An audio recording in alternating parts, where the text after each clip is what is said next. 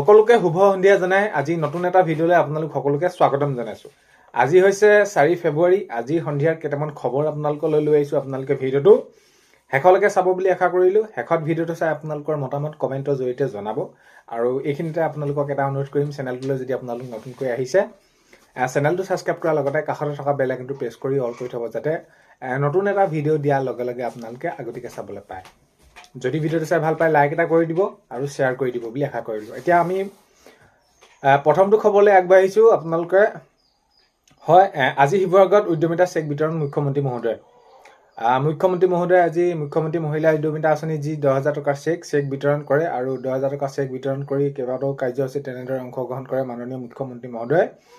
আৰু চেকৰ উদ্দেশ্যে সেই যি মুখ্যমন্ত্ৰী মহিলা উদ্যমিতা আঁচনি নিজে আত্মনিৰ্ভৰশীল হোৱা, স্বাৱলম্বী হোৱা, সেইখিনি কথা উল্লেখ কৰে মাননীয় মুখ্যমন্ত্ৰীগৰাকীয়ে। তো আজি হয় শিৱসাগৰত উদ্যমিতা আঁচনি চেক বিতৰণ কৰিলে মাননীয় মুখ্যমন্ত্ৰী মহোদয়।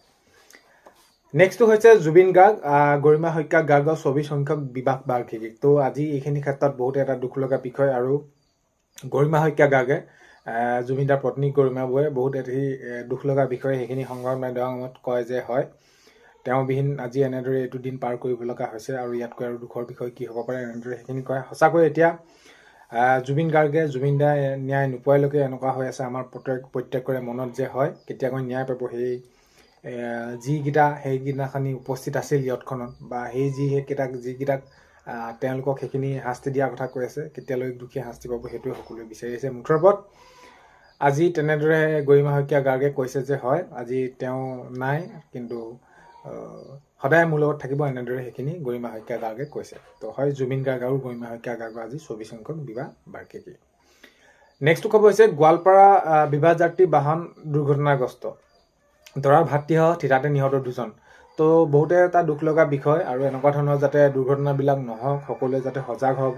পথত গাড়ী মটৰ চলাওঁতে এইখিনি সকলোৱে সজাগ হ'ব লাগে। কাৰণ কেলে এতিয়া আমি এইকেইদিন খুব ঘনাই এনেকুৱা ধৰণৰ খবৰবিলাক পাই আহিছোঁ যে দুৰ্ঘটনা হয়, কোনোবা পৰিয়ালৰ আটাইকেইজন নিহত হৈছে বা কোনোবা তেনেদৰে গুৰুতৰভাৱে আঘাতপ্ৰাপ্ত হৈছে, জীৱনৰ বাবে ঘূণীয়া হৈছে, এনেকুৱা ধৰণৰ।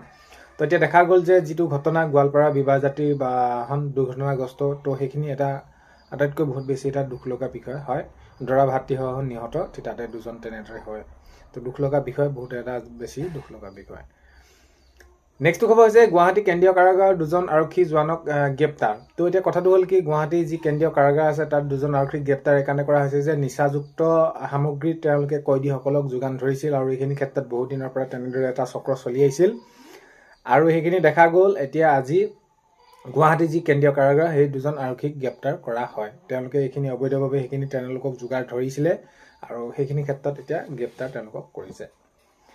নেক্সটটো খবৰ হৈছে শুকুৰবাৰৰ পৰা শ্ৰীমন্ত শংকৰদেৱ সংঘৰ বাৰ্ষিক অধিৱেশন। তো হয়, আৰু মাজত মাত্ৰ এটা দিন আৰু এটা উখল মাখল পৰিৱেশ জ্যোতি বিষ্ণু সমন্বয়ৰ ক্ষেত্ৰত। তো এতিয়া এইখিনি ক্ষেত্ৰত সকলোৱে আগ্ৰহে ৰৈ আছে শুকুৰবাৰ দিনটোলৈ। শুকুৰবাৰৰ পৰা আৰম্ভ হ'ব, শুকুৰবাৰৰ পৰা শ্ৰীমন্ত শংকৰদেৱ সংঘৰ বাৰ্ষিক অধিৱেশন। তো ভকত বৈষ্ণৱসকল প্ৰায় আহিবলৈ সেইখিনি যোজা হৈছে আৰু যি তাৰ বাবে প্ৰস্তুতি যুদ্ধকালীন চলি আছে। নেক্সটটো খবৰ হৈছে আজি সোণাৰীত চেক বিতৰণ মুখ্যমন্ত্ৰী মহোদয়ৰ হয়।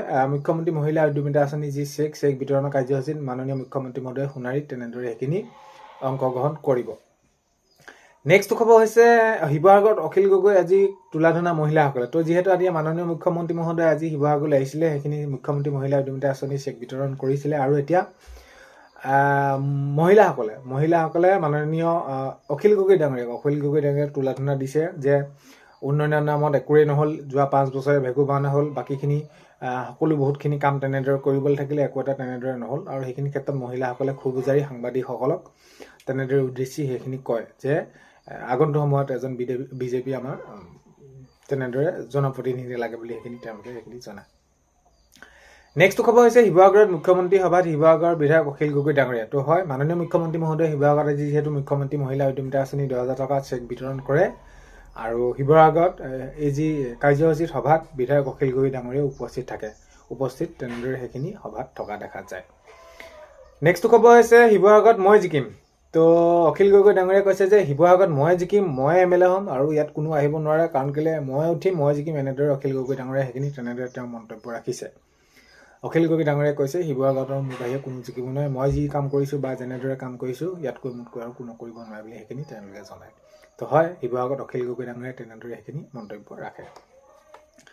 নেক্সট খবৰ হৈছে 8 ফেব্ৰুৱাৰীত গৌৰৱ গগৈ পাকিস্তানৰ তথ্য ফাদিল হ'ব। গৌৰৱ গগৈ ডাঙৰীয়াই যি পাকিস্তান তেনেদৰে তথ্যৰ কথা মাননীয় মুখ্যমন্ত্ৰী মহোদয়ে উল্লেখ কৰি আছিলে 8 ফেব্ৰুৱাৰীত গৌৰৱ গগৈ ডাঙৰীয়া পাকিস্তানৰ তথ্য ফাদিল কৰা হ'ব বুলি এইখিনি তেওঁ জানিবলৈ দিছে। তো মাননীয় মুখ্যমন্ত্ৰী মহোদয়ে সেইখিনি জনাইছে যে হয় 8 ফেব্ৰুৱাৰীতে গৌৰৱ গগৈ পাকিস্তানৰ তথ্য ফাদিল হ'ব বুলি কৈছে আৰু ৰাইজে তেতিয়াই গম পাব কি কেনেদৰে কেনেকুৱা কাৰ্যৰ সৈতে জড়িত আছিল।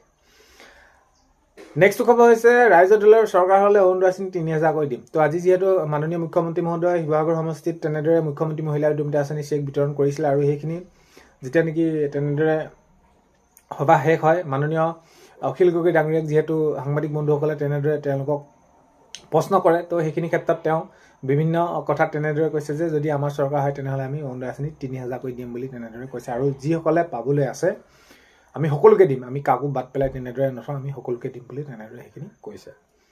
নেক্সট খবৰ হৈছে আজি বিশ্বজুৰি উদযাপন বিশ্ব কৰ্কট ৰোগ দিৱস। তো হয় আজি বিশ্বজুৰি উদযাপন বিশ্ব কৰ্কট ৰোগ দিৱস তেনেদৰে সেইখিনি পালন কৰা হৈছে। আজি বিশ্বজুৰি উদযাপন বিশ্ব কৰ্কট ৰোগ দিৱস। নেক্সট খবৰ হৈছে বন্ধ আন্দোলন সমাজ পৰিৱৰ্তন নকৰে। বন্ধ আৰু আন্দোলনে যি বন্ধ অসম বন্ধ হওক বা তেনেদৰে আন্দোলনে কেতিয়াও সমাজ পৰিৱৰ্তন নকৰে বুলি মাননীয় মুখ্যমন্ত্ৰী মহোদয়ে কৈছে। যিহেতু আজি মাননীয় মুখ্যমন্ত্ৰী মহোদয়ে শিৱসাগৰ সমষ্টি যি মুখ্যমন্ত্ৰী মহিলা উদ্যমিতা আঁচনি চেক বিতৰণ কৰে তাতে সেইখিনি উল্লেখ কৰিছে যে অসম বন্ধ হওক বা যিকোনো ধৰণৰ বন্ধ হওক আন্দোলনে সমাজ পৰিৱৰ্তন নকৰে। সমাজ পৰিৱৰ্তন কৰিবলৈ হ'লে আমি নিজেই স্বাৱলম্বী হোৱা দিশেৰে আগবাঢ়ি যাব লাগিব, এনেদৰে মাননীয় মুখ্যমন্ত্ৰী মহোদয়ে জনাইছে।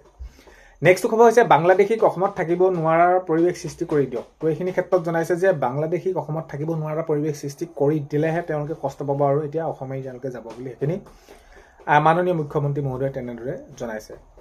নেক্সট খবৰ হৈছে ২৬ নিৰ্বাচনতে মোৰ শেষ নিৰ্বাচন। তো সেইখিনি প্ৰকাশ কৰিছে ৰমেন্দ্ৰ নাৰায়ণ কলিতা। ৰমেন্দ্ৰ নাৰায়ণ কলিতাই তেনেদৰে জনাইছে যে ২৬ যি নিৰ্বাচনে মোৰ শেষ নিৰ্বাচন বুলি তেনেদৰে জনাইছে। নেক্সট খবৰ হৈছে নুমলীগড়ৰ বগীধল চাহ বাগিচাত আটছুৰ প্ৰতিবাদ। তো হয় নুমলীগড় বগীধলা চাহ বাগিচাত আটছাৰ প্ৰতিবাদ। তো প্ৰতিবাদ তেনেদৰে সেইখিনি তেওঁলোকে যি সুবিধা বিচাৰিছিলে বা যেনেদৰে বিচাৰিছিল তেওঁলোকে সেইখিনি সুবিধা আদায়ৰ বাবে সেইখিনি প্ৰতিবাদ কৰিছে। নেক্সট খবৰ হৈছে শিৱসাগৰত প্ৰাৰ্থিত্ব প্ৰত্যাশী বহুত আছে। মাননীয় মুখ্যমন্ত্ৰী মহোদয়ে আজি তেনেদৰে প্ৰশ্ন কৰা গ'ল যে শিৱসাগৰ সমষ্টিত শাসকীয় দলৰ বিধায়ক কাক কেনেদৰে সেইখিনি তেনেদৰে এইবাৰ নিৰ্বাচনত প্ৰতিদ্বন্দ্বিতা কৰিবলৈ দিব। সেইখিনি ক্ষেত্ৰত মাননীয় মুখ্যমন্ত্ৰী মহোদয়ে জনালে যে শিৱসাগৰত প্ৰাৰ্থিত্ব প্ৰত্যাশী বহুত আছে, এতিয়া কমেও 13জনমান হৈছেগৈ। এতিয়া কাক কি কেনেদৰে দিব পাৰি সময়তহে সেইখিনি গম পোৱা যাব, কাৰণ কেলৈ এতিয়া সেইখিনি এটা ক'ব পৰা নাই। মোৰ মতে দুধমূৰত পৰিছোঁ বুলি তেনেদৰে মাননীয় মুখ্যমন্ত্ৰী মহোদয়ে তেনেদৰে জনাইছে। নেক্সট খবৰ হৈছে অসমত দ্বিতীয় ৰাকেশ পাল জন্ম নহয়। চাকৰিৰ ক্ষেত্ৰতে হওক বা যি যেনেদৰে নহওক এতিয়া ৰাকেশ পালে যেনেকুৱা ধৰণৰ কাম কৰিছিল আৰু এইখিনি ক্ষেত্ৰত এতিয়া মই যেনেদৰে কামবিলাক কৰি আছোঁ এইখিনি ক্ষেত্ৰত মাননীয় মুখ্যমন্ত্ৰী মহোদয়ে জনাইছে যে অসমত আৰু তেনেকুৱা ধৰণৰ কোনো ৰাকেশ পাল জন্ম নহয় বুলি তেনেদৰে আজি মাননীয় মুখ্যমন্ত্ৰী মহোদয়ে জানিবলৈ দিছে। তো আজি 4 ফেব্ৰুৱাৰী সন্ধিয়াৰ খবৰ এইকেইটাই আপোনালোকক জনালোঁ। খবৰকেইটা আপোনালোকে ভিডিঅ'টো শেষলৈকে চোৱাৰ বাবে বহুতেই বেছি ধন্যবাদ। ভিডিঅ'ৰ প্ৰথমতে আপোনালোকক কোৱাৰ দৰে চেনেলটোলৈ যদি আপোনালোক নতুনকৈ আহিছে চেনেলটো ছাবস্ক্ৰাইব কৰাৰ লগতে কাষতে থকা বেল আইকনটো প্ৰেছ কৰি অল কৰি থ'ব যাতে নতুন এটা ভিডিঅ' দিয়াৰ লগে লগে আপোনালোকে আগতীয়াকৈ চাবলৈ পায়। অন্য এটা ভিডিঅ'তে লগ পোৱাৰ কাৰণে আজিলৈ বাই।